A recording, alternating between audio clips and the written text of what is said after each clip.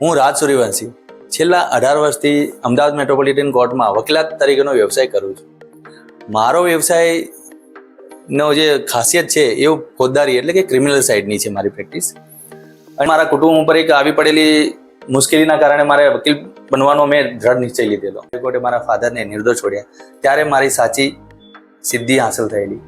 પણ વર્ષો એટલો રહી ગયેલો કે એ વખતે મારા ફાધર હયાત હતા નહીં. પરંતુ જ્યારે મેં મહાન વ્યક્તિઓ વિશે વાંચ્યું, સાંભળ્યું, જાણ્યું, એટલે મને ત્યારથી દ્રઢ નિશ્ચય થઈ ગયો કે જેવી રીતે સમાજ જોડે સમાજની સેવા સાથે સાથે વકીલાતના વ્યવસાયથી જો હું મારા પિતાને ન્યાય અપાવી શકીશ, જોડે જોડે હું સમાજની સેવા પણ કરી શકીશ.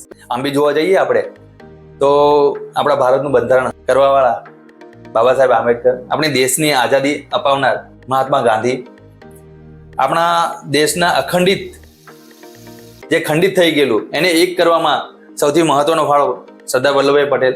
તમામે તમામ વ્યવસાય વકીલ હતા. જેને LLB માં અને કાયદામાં રસ છે ને એ લોકોએ જરૂરથી આમાં પોતાનું ભવિષ્ય બનાવવું જોઈએ.